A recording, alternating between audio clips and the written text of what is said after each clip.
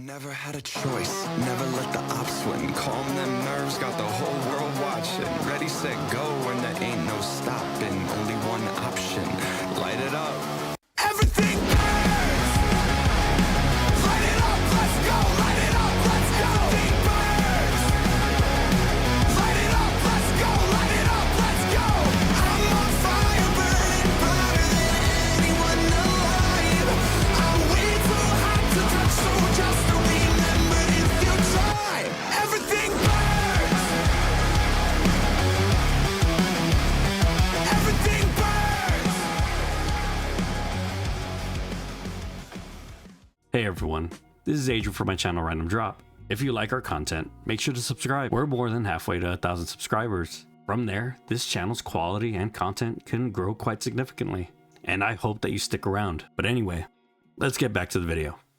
Final Fantasy XIV Dawntrail, the Arcadion Story Recap.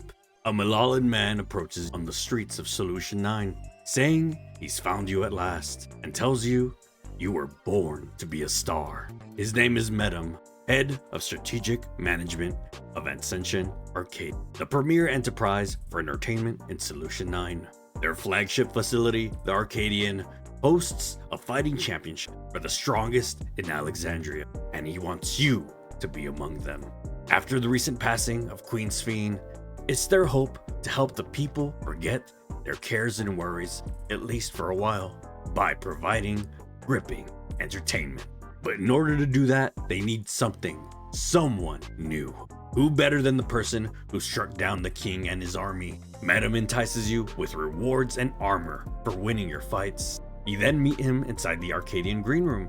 But before he can officially welcome you, your first 3 opponents enter the room to size you up, each taunting you in their own unique way. Medum hopes you didn't take offense to their words and to consider it their way of welcoming you. The 3 gladiators you just met are the Light Heavyweight Division, the first of 3 divisions in the Arcadian. He goes on to explain that the fighters use feral souls in battle, provided by the arena.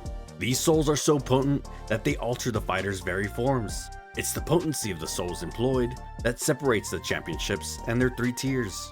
Medum understands you don't use a regulator and have no reliance on any souls.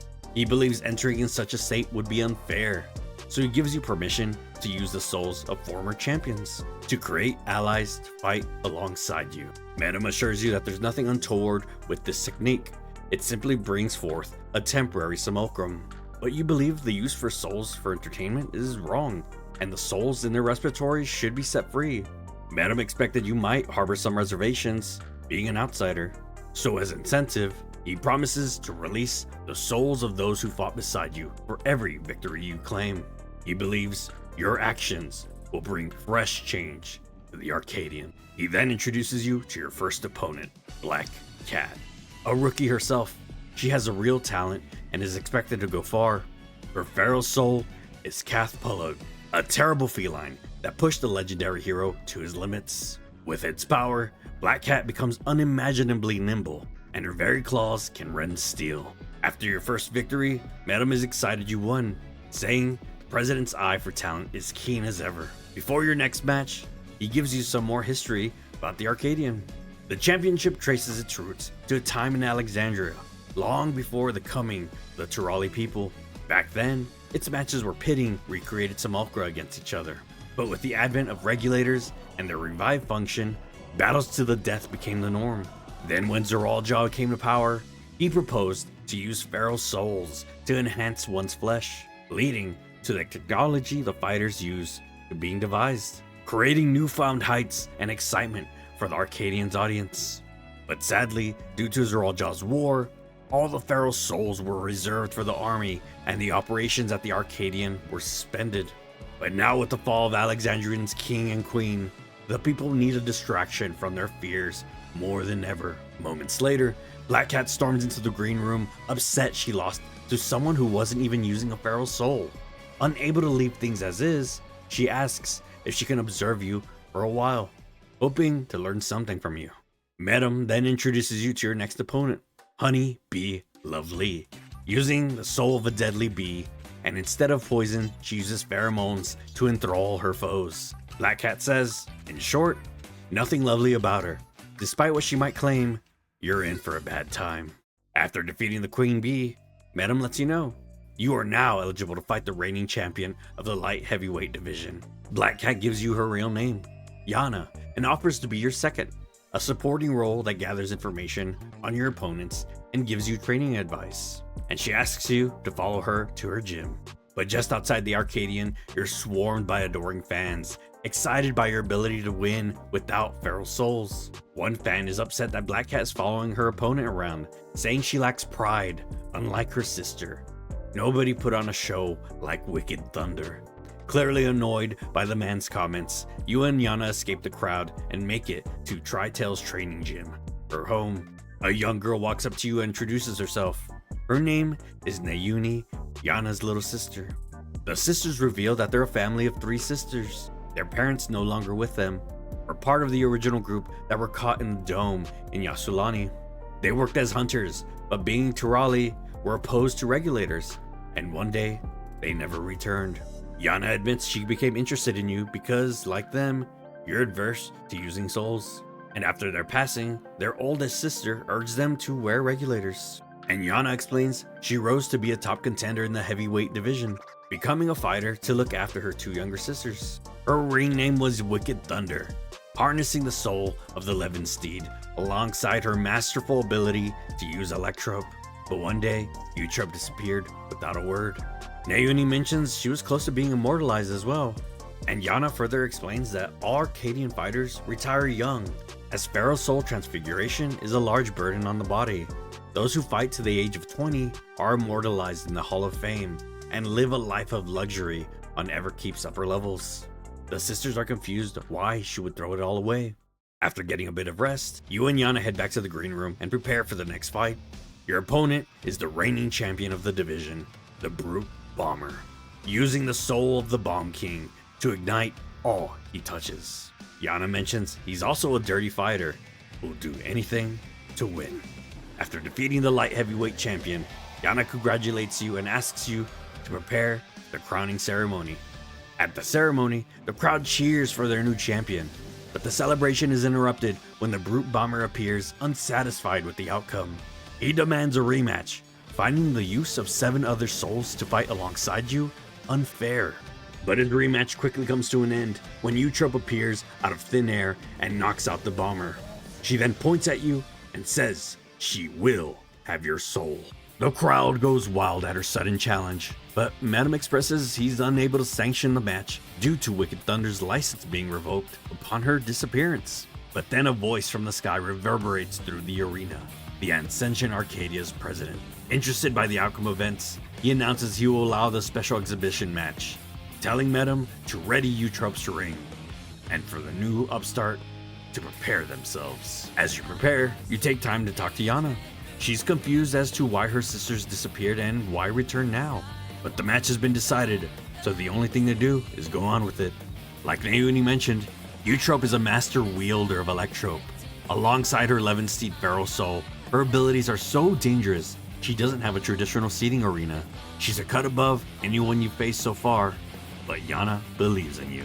After defeating the Electrope genius, she suddenly disappears again. With nothing else to do, you head back to the gym to check in on Nayuni. But as you discuss with the 2 sisters on what happened, Eutrope walks into the gym, surprised to see you there.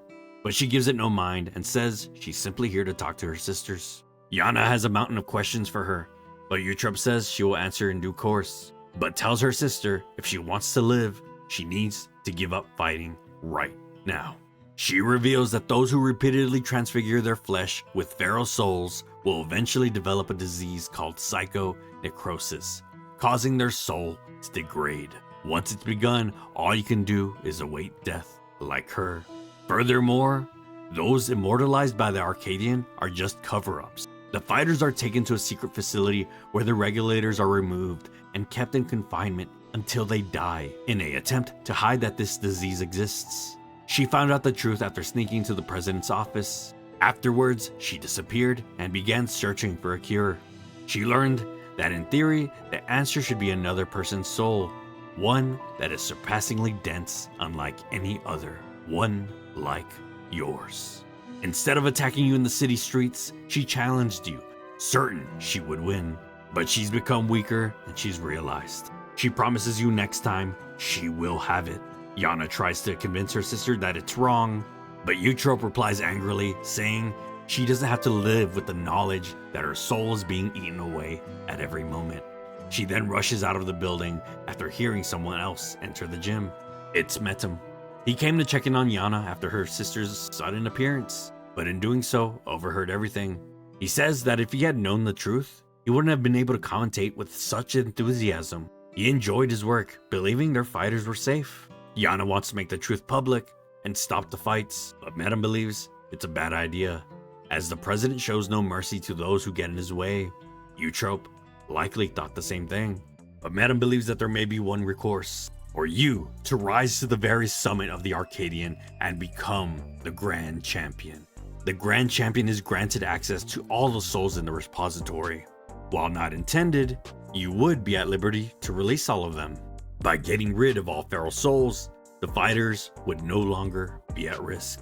You agree to his plan, and while between matches, Nayuni and Yana plan to look into the disease and see if there's a way to save the fighters without sacrificing your soul. Some time passes and the cruiserweight matches are about to begin.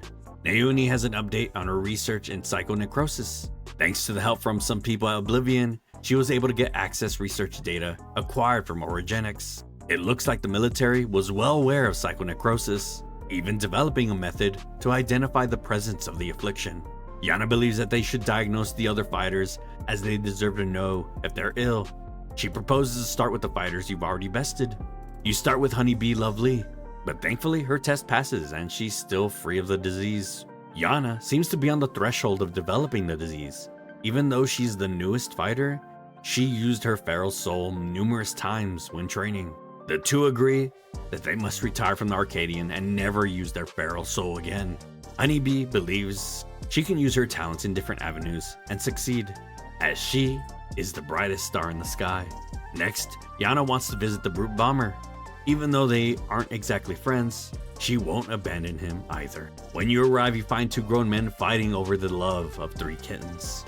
Yana mentions that the man in blue is the champion of the Cruiserweight Division. He introduces himself as the Howling Blade, and he hopes he has a chance to meet you in the ring soon. You notice he doesn't wear a regulator, and he explains that his parents are Turali as well, and were opposed to them. He only equips his for his fights, and he points out Yana and Nayuni were similar, until convinced at Eutrope's insistence. Yana is surprised and didn't know that Bomber and Blade were friends. Blade says he's known him since childhood and they both just can't seem to get rid of each other. After not fitting with any job introduced to them, the president took them in, and they feel as though fighting is their one true calling. Thinking back, they owe everything they have to the Arcadion and the president. Howling Blade can tell that you're here to speak to the Brute Bomber, so he excuses himself and says he was only here to see the kittens and hopes to see you again soon. Once he's gone, Yana reveals everything to the Brute Bomber. He's upset and believes the president would never do such a thing. And Nayuni's examination confirms that he shows signs of psychonecrosis. Brute Bomber tries to argue that he's fine, but then he falls to the floor in pain. Nayuni explains as the soul is eaten away, it loses its connection to the body, leading to bouts of intense dizziness. If left unchecked, the body will continue to weaken until their death. Yana understands that the Arcadion means the world to the Brute Bomber and begs he retires, at least until they can find a cure. But he refuses to listen and tells everyone to leave. Back at the gym, you discuss the options for a cure. Nayuni confirms Origenics believe the dense soul would be the answer, but at this time it's out of the question. Yana is bothered, as the sister she knows wouldn't think to save herself at the cost of someone else's life. She feels as though she's hiding something. Moments later, Yana is notified by Metum that it is time for the Cruiserweight Division fights. Your first 2 opponents are Dancing Green and Sugar Riot. Dancing Green uses the feral soul of a terrible toad, gaining physical strength, and seamlessly incorporates dance moves into combat. Sugar Riot was a graffiti artist before coming to the Arcadion. Most of the graffiti seen in Solution 9 is by her, or by those imitating her style. By using the feral soul of a deadly pudding, she concocts a special paint that can cause actual change in reality. After your first two opponents are defeated, Yana invites them into the green room, where she reveals the truth to them and has them tested. Thankfully, both of them have yet to develop the disease, but they're dangerously close. Both of them agree to retire, believing it's for the best, as they've been struggling to continue fighting in the Arcadion for some time now. Now they can go back to their roots of dancing and graffiti, and find love in it again. Back at the gym, Naomi points you towards a televised broadcast. Medem catches the brute bomber in the act of stealing unregulated feral souls from the repository. It seems he plans to combine them together and make himself an abomination. Brute bomber tells Medem to get out of his way and punches him. Taking over the broadcast, he grabs the camera and calls you out. He says to meet him on the 8th level of the demolition site. There, the two of you will fight again, promising to destroy you. Naomi explains that the use of multiple feral souls is prohibited, as it's incredibly dangerous, warping the flesh irreversibly, and in the worst case, will kill you. Medem arrives, upset that Brute was told about the disease. He explains that Brute Bomber took the matter to the president, who naturally denied its existence, and he believed them without question. In retaliation, the president sanctioned a grudge match on the condition multiple feral souls are used. He made a scene about it on the broadcast, but it's all staged, all according to the president's script, wanting to use the Brute Bomber to get rid of you. If you intend to become the Grand Champion and release all the souls, you have to accept the Brute Bomber's challenge. And at the top of the demolition site, the Brute Bomber awaits. Yana begs him to stop as he's putting his life in danger, but he continues to try and give the viewers a show they'll never forget. He fears nothing, and he will do whatever the hell he needs to win. The bomber then activates the feral souls stored within his regulator and transforms into the Brute Abominator. But even with his power of several feral souls, the Abominator is no match for the rising upstart. After the match, the Abominator's corpse lies motionless, and Yana believes that they're too late. The battle and souls have taken their toll. Meta mentions that the president cut the broadcast the moment the match ended to continue to hide the cost of his entertainment. He remains furious that you divulged information on psychonecrosis, and Medem promises to do his best to appease him. Moments later, Howling Blade and one of Bomber's kittens come to check the aftermath. Blade looks at his old friend and tells him he will be joining him soon, revealing that he knows of his disease. He and Eutrope began experiencing the symptoms around the same time, not long before she disappeared without a word. He didn't know how serious it was until he overheard your conversation with the Brute Bomber. Only now does he realize that Eutrope disappeared in an attempt to fight her fate, but he has chosen to accept his. He refuses to retire, as his fighting persona is everything to him, like it was to his dear friend. Back at the gym, Yana lets you know the president wasted no time to cover things up. After retrieving the bomber's body, the company announced that he has chosen to retire. There's also been a delay, so there is some time before your Cruiserweight title match. Yana looks around and notices Naomi's missing. She tracks her down to the outside of the Everkeep using her regulator, and when you find her, Yana is furious, wondering why she would just run off like that. Naomi explains that Eutrope contacted her, saying she had to speak to her urgently, giving her this coordinates, but she has yet to arrive. Suddenly, from behind, walks Eutrope, apologizing to her little sister for using her as bait, but this is the only way. Eutrope transforms, committed to taking her soul, and Yana begs her sister to stop, but it's no use. There is no going back. Yana, angered by her response, transforms to defend you, and the two sisters clash.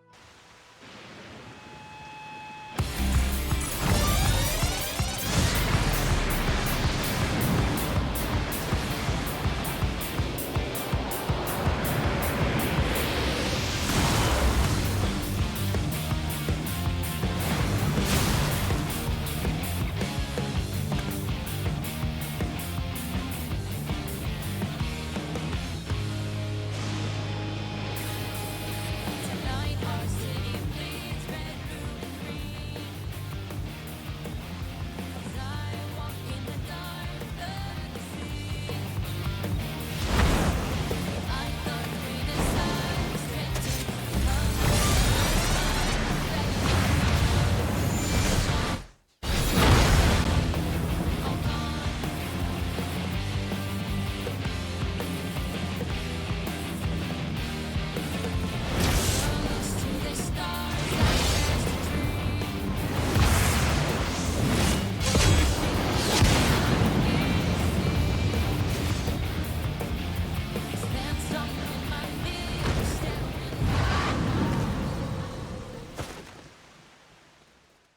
Yana is successful in taking down Eutrope, and she tells her sister, from the beginning she found it strange she'd try to take another's life to save her own. But she now realizes, in truth, she is trying to save the man she loves. Eutrope doesn't deny it, but adds, not just him, every fighter in the heavyweight division suffers from psychonecrosis. Even while their bodies degrade, they continue to trust the president, as he saved them all in some way during dark times in their lives. Howling Blade, his real name, Red Sara, is no different, choosing to die in the Arcadion rather than be with her. If her friends were determined to fight until they died, she would find a cure no matter the cost. As Eutrope explains her reasoning, Yana's symptoms finally emerge, triggered by their battle just now. Nayuni is annoyed at her sisters, but tells them things will be okay, as she found a treatment for the disease that doesn't require your soul. Thanks to the people at Oblivion, she came across something called the regeneration factor, a stimulant that supercharges a person's natural healing ability. Apparently the Kingdom of Lindblum was researching this factor before the calamity. Nayuni asks for Eutrope's help to find the factor's formula in the old data archives. Eutrope apologizes to you, knowing she doesn't deserve forgiveness, then passes out due to fatigue. Back at the gym, the plan is to work on the cure, but Arcadion matches will continue in the meantime. Yana believes they should continue to try to convince fighters to retire, but the Howling Blade is determined to fight until he dies. But she thinks if he's confronted on a broadcast, you can challenge him to a wager. Whoever loses the title match will retire from fighting forever. With so many eyes on him, you would be hard-pressed to refuse. With Honeybee Lovely's help, you use her live stream to issue the challenge. Howling Blade doesn't think he'll lose, but is hesitant to accept the wager, aware what you're up to. That is, until the crowd begins to doubt the champion and think he's scared. With his reputation on the line, he accepts the challenge, asking you to wager your purpose in life in return. You then meet Yana in the green room to prepare for the Cruiserweight title match. Before becoming a fighter, Howling Blade was a hunter with unparalleled skill, eventually recruited to Ascension Arcadia via the president. Owing to his good clean looks, he's embraced as a babyface, dazzling the crowd with his blade of pulsating light. He uses the feral soul of Fenrir, the legendary wolf, to unleash his devastatingly fast attacks. But Yana believes he is sure no match for you.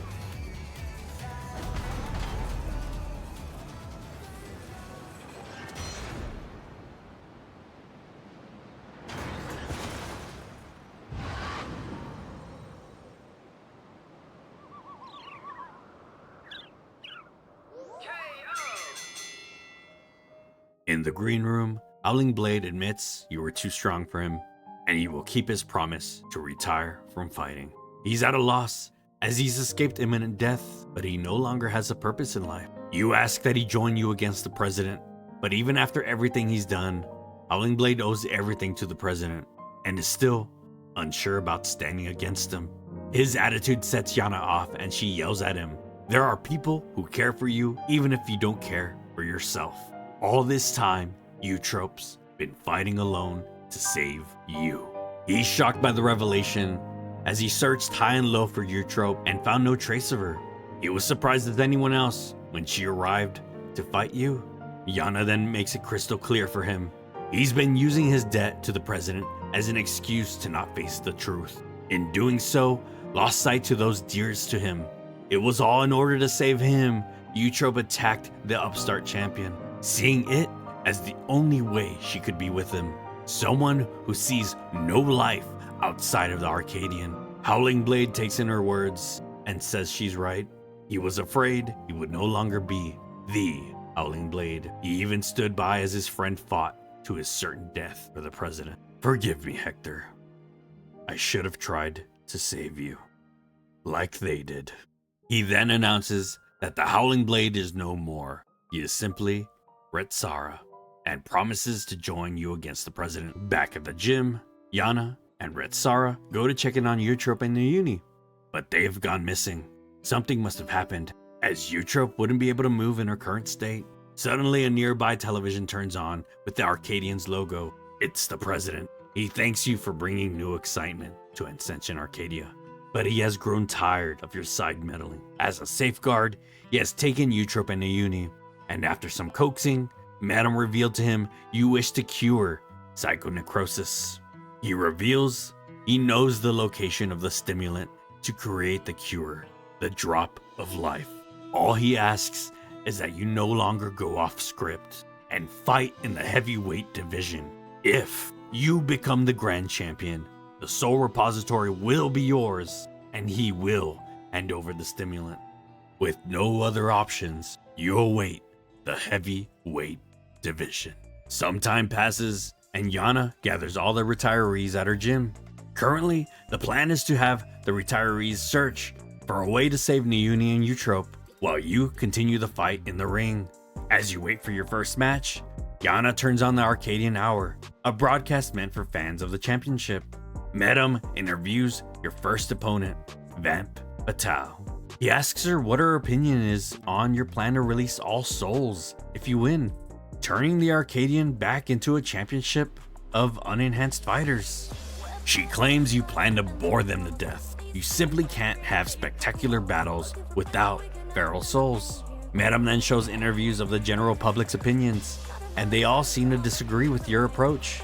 But it's clear the footage was cut to make you look unpopular with the fans. Yana's upset and apologizes for showing you the broadcast. Moments later, a crowd of your fans rushed to the gym. After seeing the lies they were spreading, they just couldn't sit still and wanted to show their support in person. Afterwards, you head to the green room and prepare to face the dominatrix herself.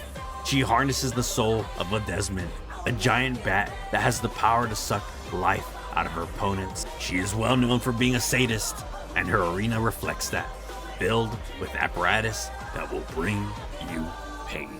Yana reminds you that you have plenty of fans who believe in what you're fighting for, so show them the strength of an unenhanced warrior. After your victory, Yana suggests you get some rest at the gym, as it will be some time before your next fight. Originally it was supposed to be Eutrope, but now they have to get a replacement, but she has no idea who it is. Hopefully by now, Retsara has made progress on the rescue. But when you arrive, you find it invaded by two smug lads, making themselves at home, trashing Yana's gym. They say they decided to drop by, after hearing this is where the unenhanced kook makes their haunt. Madame rushes into the gym with cameras in order to capture the drama for the fans. He reveals that they're the tag team duo known as the Extremes, Blue and Red Hot, your next opponents. After the two make a spectacle, they head back to the Arcadion, and Madame asks you to meet him at the green room when you're ready, and he apologizes to Yana for the mess, as his hands were tied by the president. Once everyone leaves, Retsara appears from the back entrance. He explains he saw everything, but was unable to stop them in fear of the president noticing him, as they plan to mount a rescue during your next match. With Honeybee Lovely's fans' help, they were able to pinpoint the girl's location. Retsara reminisces after seeing the Extremes, as he and Hector used to be a tag team. Their signature move was the ultimate Mega Boom Kick. Sadly, they hardly drew any spectators, so management disbanded their team. They were still trying to find their footing back in those days. In the green room, Yana prepares you for the next match. The Extreme Brothers harness the souls of storm divers, great lizards capable of controlling the elements. Deep Blue commands water, while Red Hot commands fire. They make a fearsome team, so be ready for coordinated attacks. After defeating the brothers, your fans come out to congratulate you outside of the Arcadion. But things are interrupted when Vamp Fatale and the Extremes try to attack you on the street. Things look like they're about to escalate, but that's when 3 weapons fly from the sky and take out the angry fighters. Your savior is the Tyrant, Grand Champion of the Arcadion. Embarrassed by the actions of his peers, he quickly took them out and tells them to get out of his sight.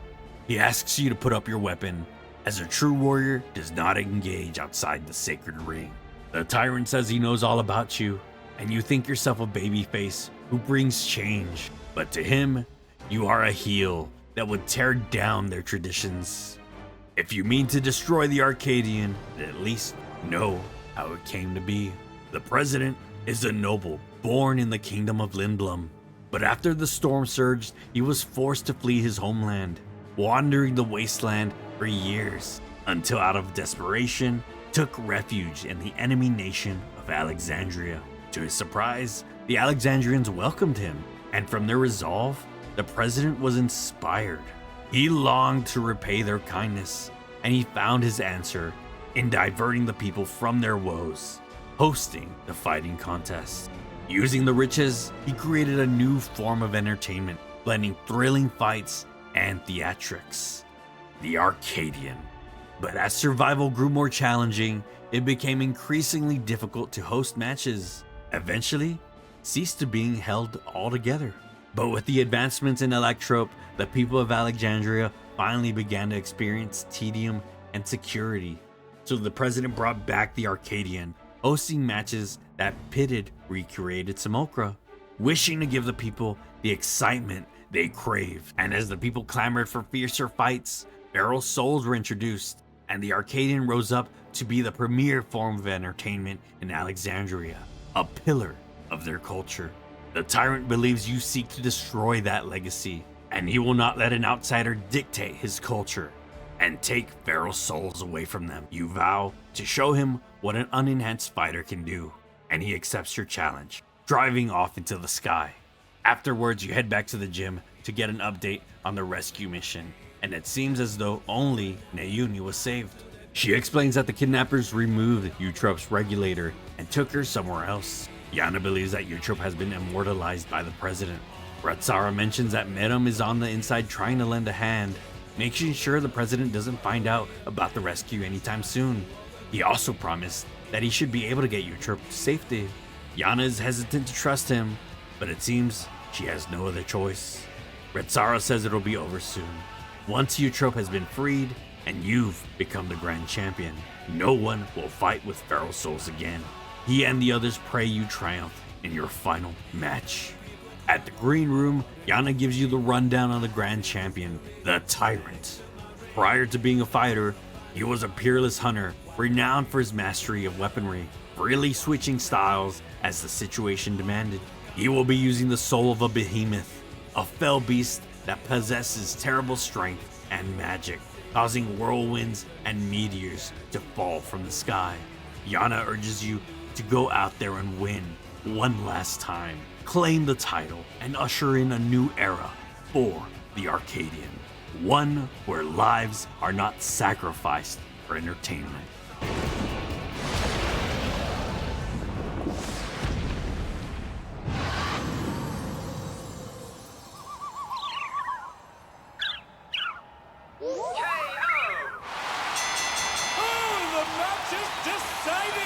Before your very eyes, a new grand champion is born! After the match, Medum runs up to announce you grand champion, but he's interrupted by a referee machine controlled by the president. He is pleased he was not mistaken about you and rewards you with a personal audience. There, he plans to hand over the drop of life. Medum has no idea what kind of deal you made with the president, but follows along, planning to capture the event for the viewers. And at the top of everything, you meet the president of Ascension Arcadia. Over the years, he's come to assume the form of the Lindworm, a legendary serpent of Eld from the old world. Medum displays the scene for all to see, including fighters and canisters behind the worm, the immortalized. Everyone in the room is in shock, wondering what's going on, and the president reveals he's known Medum has been working against them this whole time. He explains that the area is a recreation of Lindblom Theater, and his audience are the immortalized, trapped in stasis, their bodies degrading after the use of feral souls. Yana suddenly attacks, tired and desperate to save her sister, but the president's drone quickly shuts her down. He then announces to Alexandria, in his mission to bring ever more thrilling entertainment, he has given over his very body and soul. He sought to create fighters who could offer him fierce contests, but all perished, taken by psychonecrosis. But at long last, someone with the strength he sought has arrived. With all actors in place, the greatest show in Arcadian history may finally begin. Never had a choice, never let the ops win. Calm them nerves, got the whole world watching. Ready, set, go, there ain't no stopping. Option, light it up.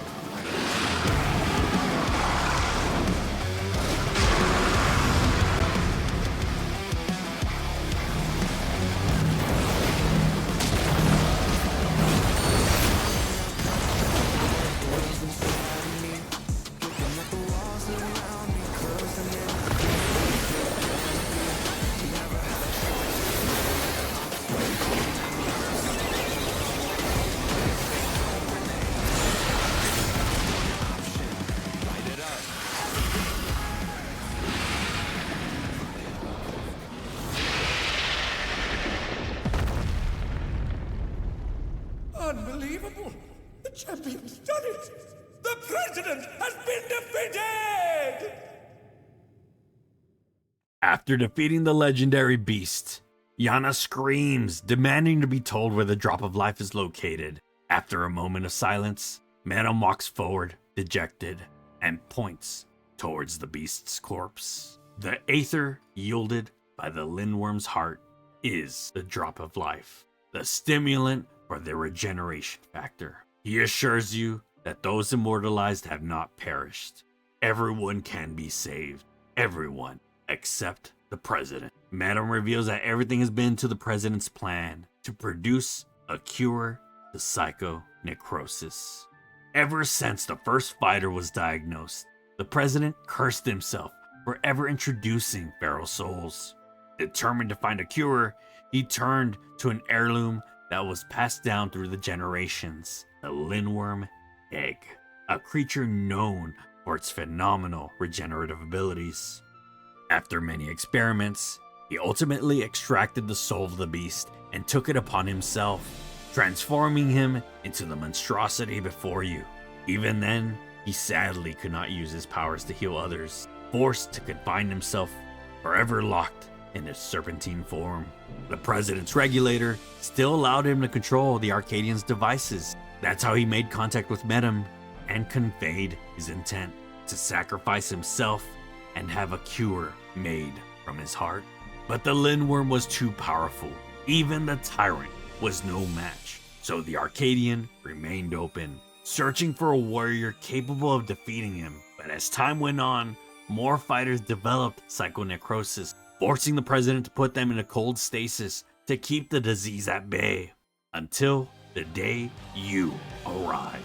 From the moment he saw you, he knew you would be the one to finally surpass the tyrant and defeat him. All he had to do was to spur you on and become the greatest heel the Arcadian has ever known. Yana's baffled by Madam's explanation and wonders if they were the president's puppets all along. But there's no time for answers. As the Lindworm rises again, regenerated, Yana then thinks to herself for a moment and then angrily throws her regulator away. Then from behind, Red Sara and the rest of the retired fighters arrive to lend a hand. And from the rafters, the brute bomber arrives and asks everyone to channel their aether to him, saying questions can wait. With everyone's aether combined, Brute Bomber channels its energy into his signature tag team move, infusing you with his greatest, ultimate mega boom kick so that you're able to land a knockout blow on the Lindworm. But before you can fully finish off the monster, the heavyweight fighters arrive. The tyrant explains they've known about the president's plan for a long time now, acting according to his instructions. It was the tyrant's duty to serve as the challenger's final test and to ensure their hands would not be sullied. The tyrant then channels his power and ends the president's long suffering. And as Madam and the heavyweight fighters mourn their president's death, Red Sara rushes to his old friend, and Brute explains that he was himself again after he woke up. Madam told him everything. The president gave him less potent souls for his match, and his people restored him back to normal. He was resting in the infirmary until he saw what was happening on the broadcast and decided to rush over. Red Sara then cries tears of joy and Yana realizes how worn out she feels after the fight, prompting Medum to gather everyone together and the Lindworm's heart so that they can finally create the cure. He promises you that every soul affected will be saved. Later at the gym, everyone finally arrives, and Medum announces that they've all been cured of psychonecrosis. He also apologizes for deceiving you all, as he was aware of the president's plan since the beginning, and in the end, everything is as the president hoped. Wherever he is now, Medum is sure he's overjoyed. Brute Bomber is saddened at his loss and says he saved them again. Another debt he can never repay. Medum relays the president's final wish was for those who still bear love for the Arcadion, continue to fight and bring excitement to its fans. He also updates you that he's arranged for the souls in the repository to be set free as you desired. Never again shall Pharaoh's souls be wielded in the Arcadion. But it also means that there are none present who could offer you contests. Until their fighters become strong enough, he's afraid there will be no matches for you. Yana expresses that everyone here would love to face you unenhanced one day, so they won't stop training until they're ready. As much as she hates to admit it, they played into the president's hand from the start, but it was only because you were the protagonist of his script that this tale was brought to a happy ending. Retired fighters are returning, eager to fight in unenhanced matches, and doing their part to keep the Arcadion exciting.